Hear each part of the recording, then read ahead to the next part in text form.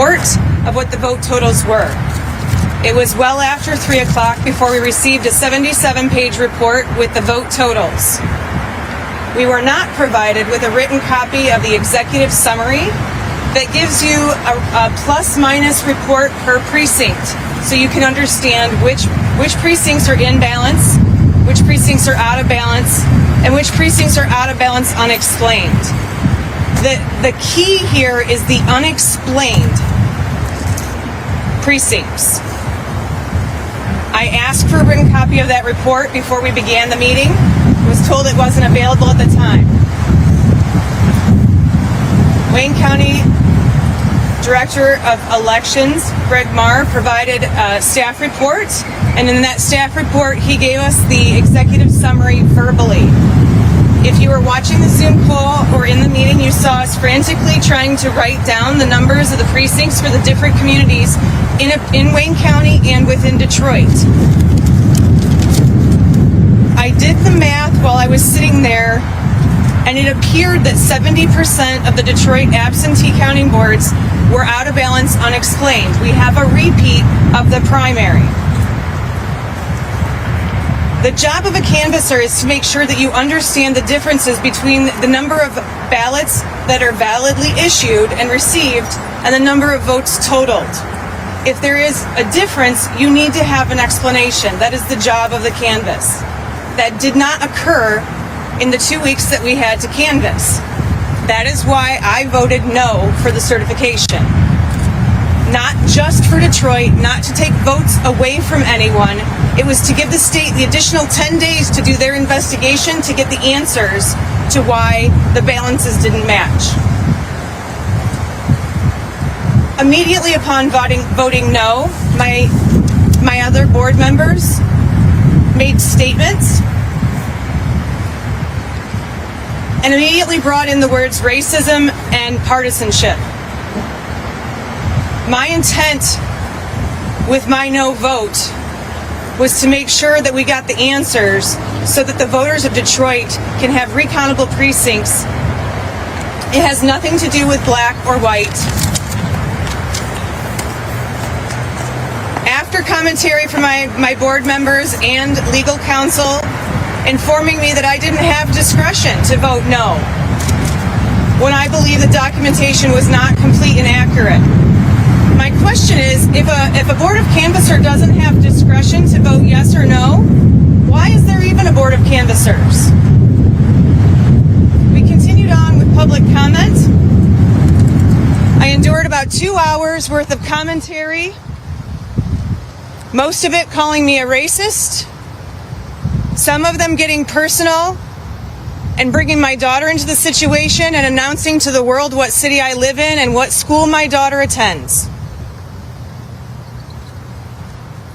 During that public commentary, Vice Chair Kinloch pulled me into the back of the warehouse and offered me a compromise. He said he'd been on the phone with Democrats all throughout the state trying to find a solution to help certify the results in Wayne County. He assured me that he had confirmation from Governor Whitmer that they would be able to get an independent audit done to clarify the precincts that were unexplained in their differences.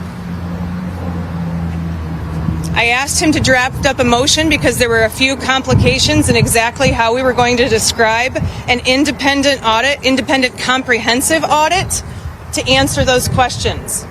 A softball audit of basically redoing the canvas may not catch it. It needs to be comprehensive. We went back out to the tables in the public. Vice Chair Kinloch met with the rest of the board members individually as to not cross any lines with the Open Meetings Act, and we came back, reconvened, and had a vote. Unfortunately, at that time, the Zoom conference on the laptop had been muted, and the public that was watching online was not able to hear the commentary with that motion being made. I saw an opportunity with that motion that Vice Chair Kinloch made to get to the bottom of the unexplained precincts. A comprehensive audit would attain the job that the canvass needs to do, and that is why I decided to vote yes on that motion. When that motion was passed, at the later point in the evening, we wrapped up the meeting shortly thereafter.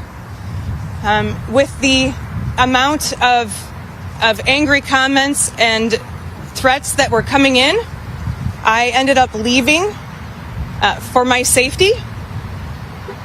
I want to be clear that the documentation, the signatures on the final statement of votes that were voted to be certified, I did not physically sign.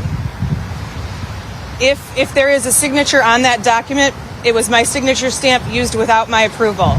I do not have a copy of that document at this time to confirm if they put the signature stamp on it or not.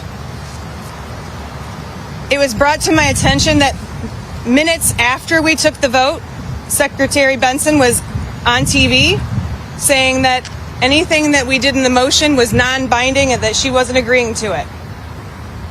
I made a good faith effort in that compromise with Vice Chair Kinloch and was misled.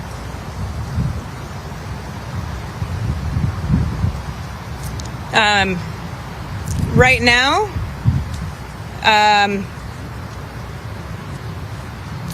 the State Board of Canvassers has the issue at their hands.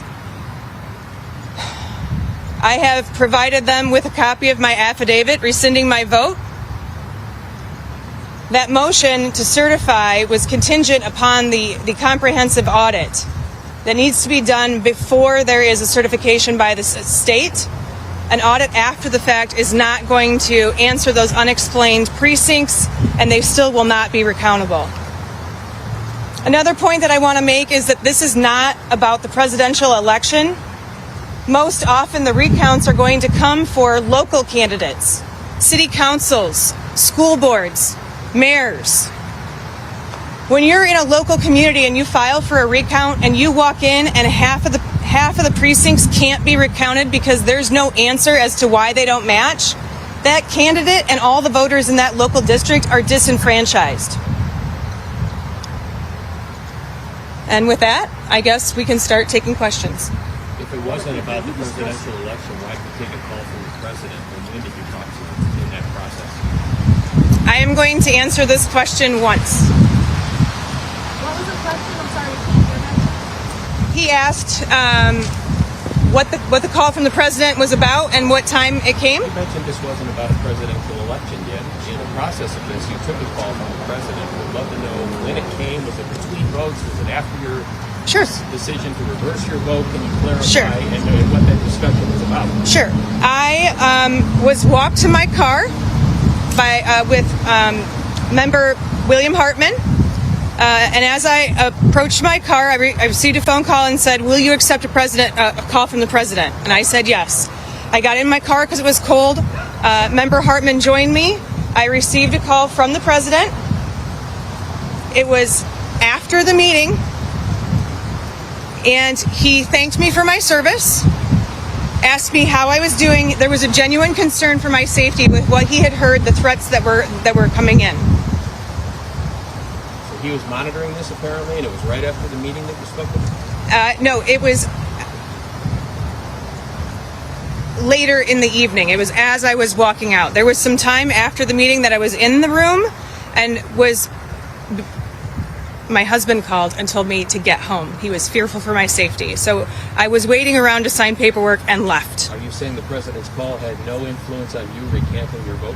Absolutely. Did the president have any influence regarding your affidavit? Did he tell you or ask you to do that? No, not at all.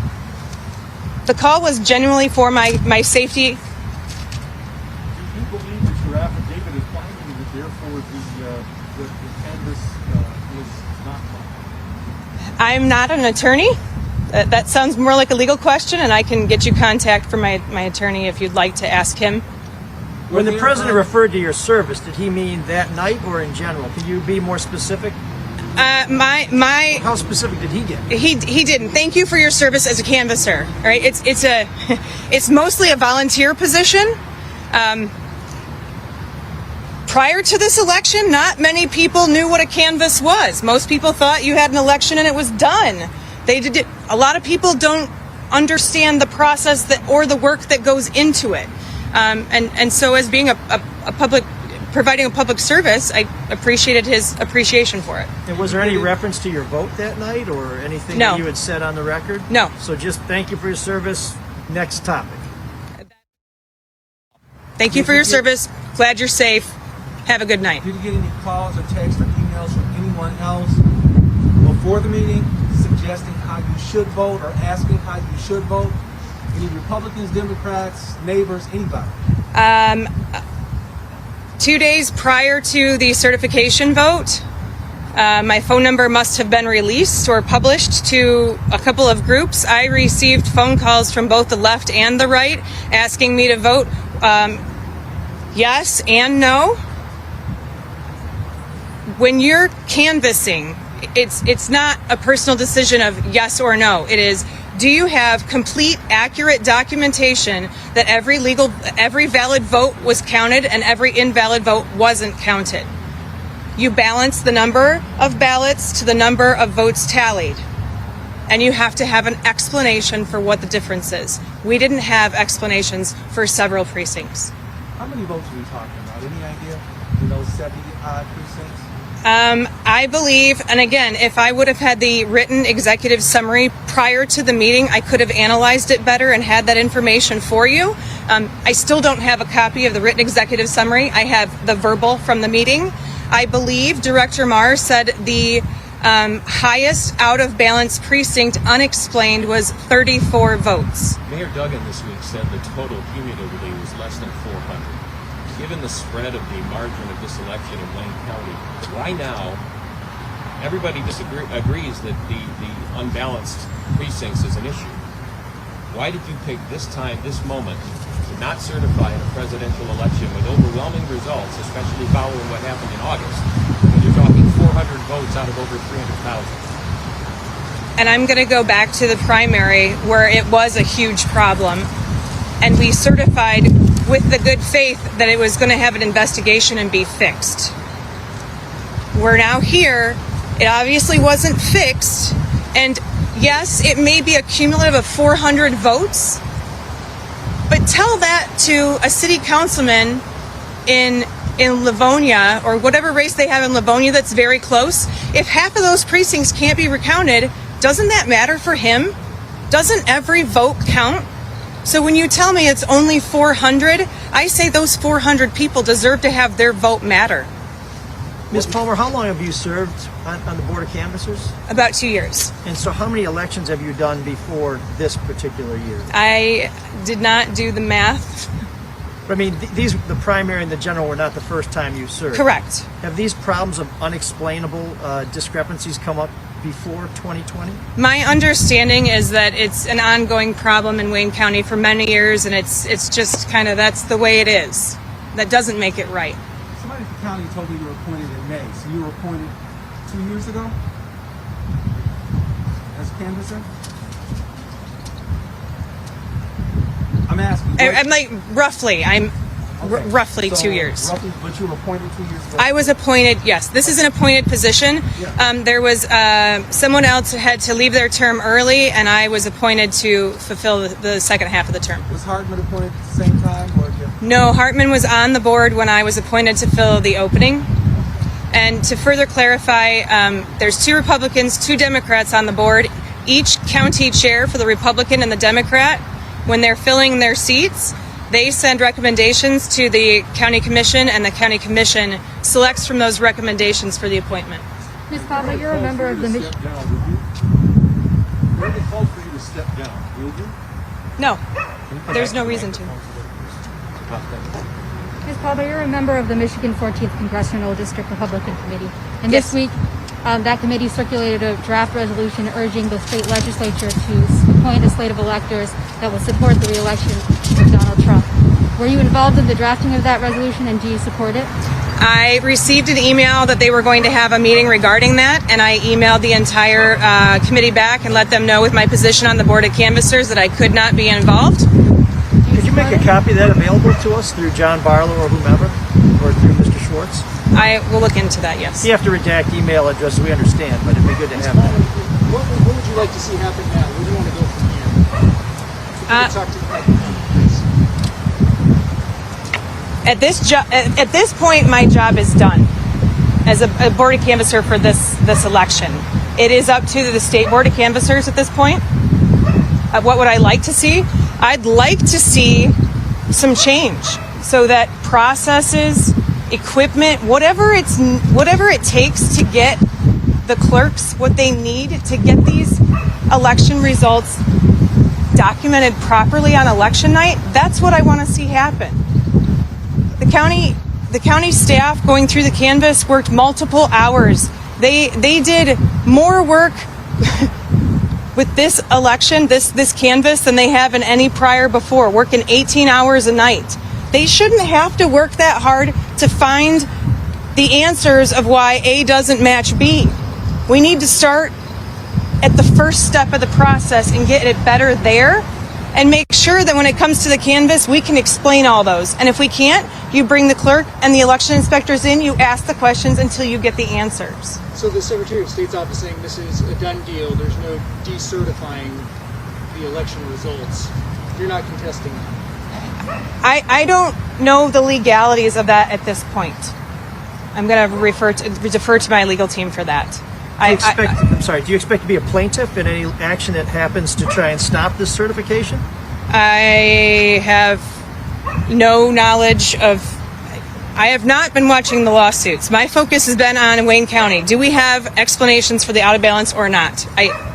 Nobody's asked me. I don't know. But you personally don't intend to sue as the chairwoman or as an individual or as a constituent? Okay. With all due respect, if somebody in opposition to what you're saying, flatly, it's obviously very polarized, looks at the sequence of events 2 weeks ago, Ms. Romney leveling allegations that factually turned out to be not true, court cases that have been rejected or lost, Mr. Chatfield, Mr. Shirkey in Washington now, you getting a call from the president, yet you saying none of that, you're not involved or in sequence with any of that.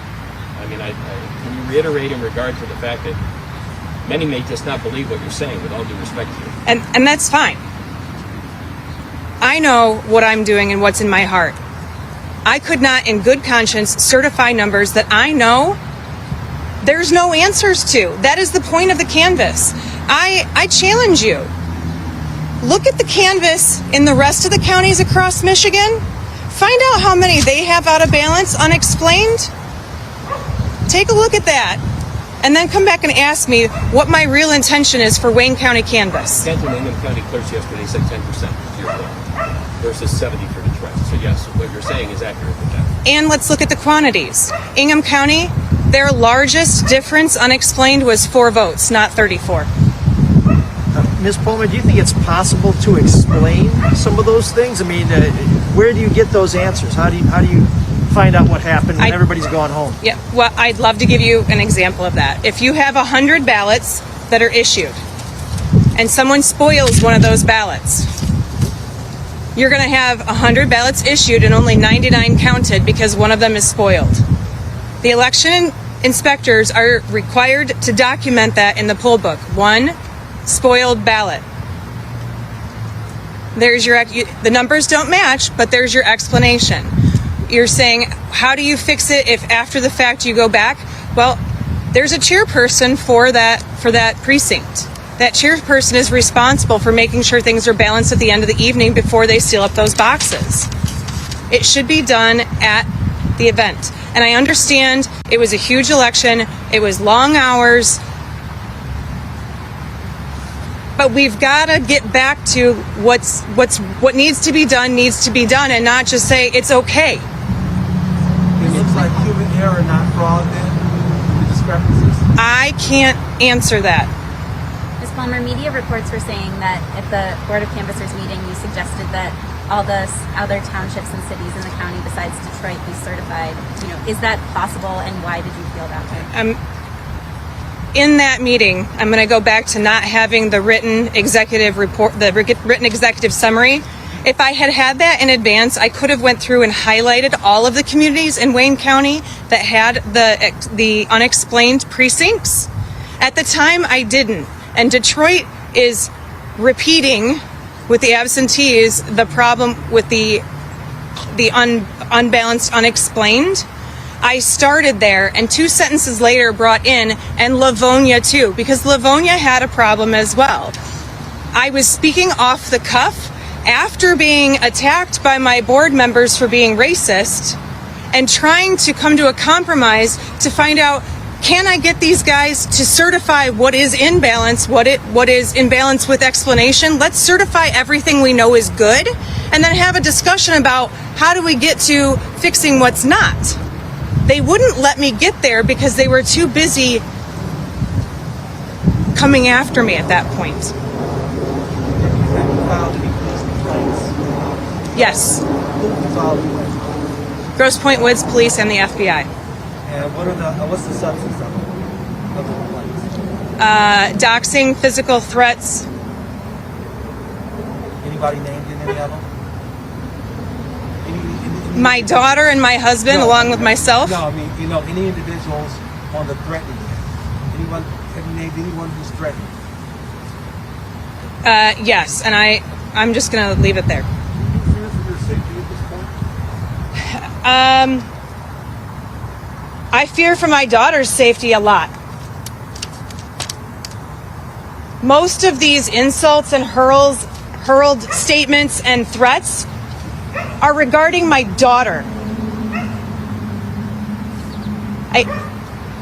How many local boards do you see, if there's a disagreement, the first conversation comes out of their mouth is racist and attacking each other instead of having a civil discussion? We need to bring civility back to civic engagement. Not only has my home and my family been threatened, my employer has been threatened. There are businesses that I shared a tweet months ago for a giveaway for a wedding dress. That bridal shop is being harassed and threatened at this point. Where does it end? Ms. Palm, when you talk about being intimidated and being threatened, there are people in Grosse Pointe who feel that you've been responsible for intimidation and threats through taxpayers for Grosse Pointe and in the school board elections. So they see some irony here, but they feel you've been bullying them and now you're crying victim here. Can you speak to that?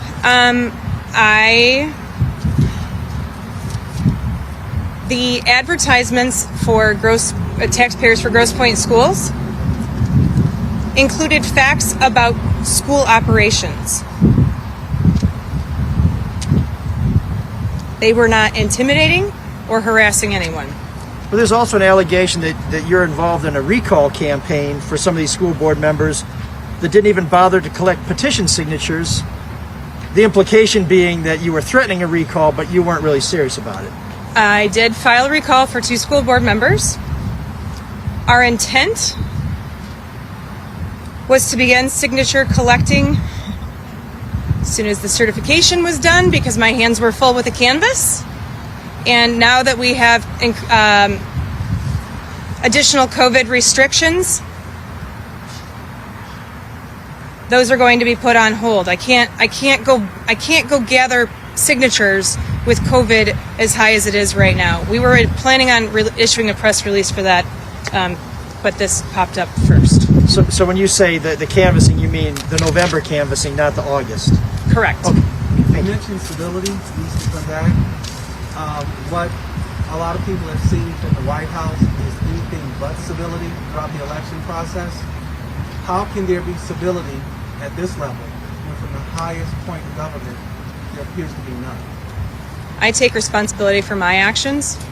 I can't take responsibility for anybody else's. Can you share a thought in regard to the anecdotal testimony that came up in your meeting the other night as well as throughout about Republican harassment of poll watchers and vote takers and counters, and basically coming from outstate into TCF trying to allegedly impede the process? Could that have attributed to the discrepancies you're talking about? I'm not going to comment on that one. Why not? Just one more question, please, after this. Why would you One not more. comment on that? It seems directly relevant to what you're alleging.